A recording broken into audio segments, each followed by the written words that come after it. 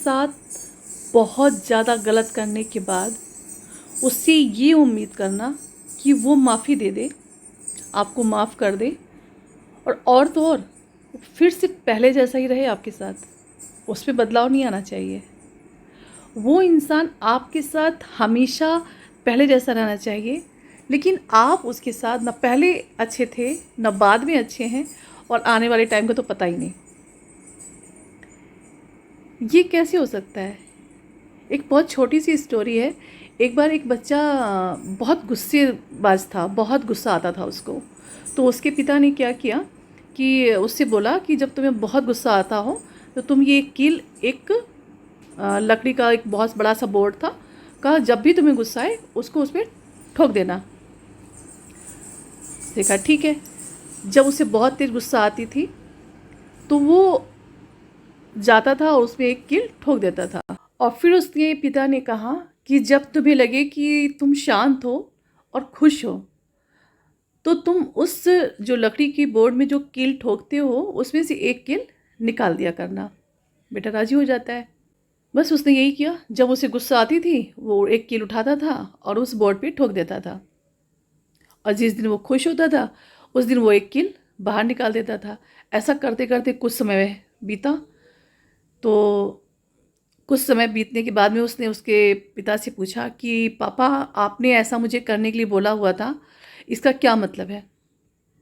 तो वो अपने बेटे को उस बोर्ड के पास ले जाता है और दिखाता है कि बेटा आपको गुस्सा आई, आपने कील ठोक दी, आप खुश हुए, आपने कील बाहर निकाल दी। तो इस दौरान जो जब कील आपने ठोकी थी और जब आपने कील बाहर निकाली, तो जब खुश थे तो आपने कील बाहर निकाल दी, गुस्सा थे तो आपने कील ठोक दिया। लेकिन कील निकल जाने के बाद क्या बोर्ड वैसा पहले जैसा है? तो ऐसा ही होता है।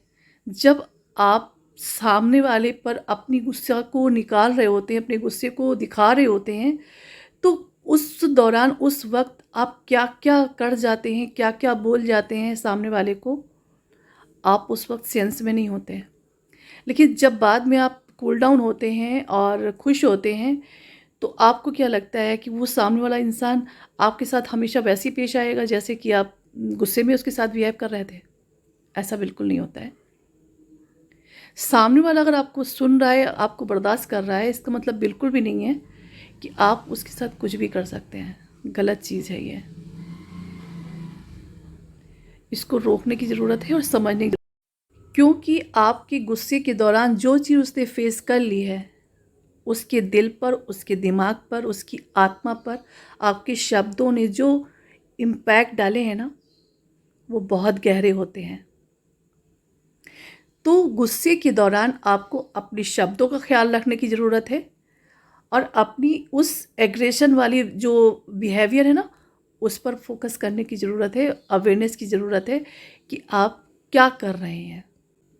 वो एक सलमान खान की डायलॉग नहीं है कि जितना वापस ले सकते हो उतना देना। तो ठीक वैसे ही है, ये हमेशा रिटर्न गिफ्ट होता है। लोग समझते नहीं हैं इस बात को। बुरा करते वक्त वो ये भूल जाते हैं कि ये कर्मा लौट कर आएगा, दुनिया गोल है, बूमरैंग वाला हिसाब किताब है, जो फेंकेंगे वो लौट कर आएगा मल्टीपल होकर। तो खुशी हो खुशी मल्टीपल होकर आएगी, बदतमीज़ी हो बदतमीज़ी मल्टीपल होकर आएगी, दुख हो दुख मल्टीपल होकर आएगा। अब चॉइस आपकी है कि आपको चुनना क्या है। जो देंगे वो मल्टीपल होकर आने वाला है, वो आपका रिटर्न गिफ्ट है। रेडी रहिएगा, है ना।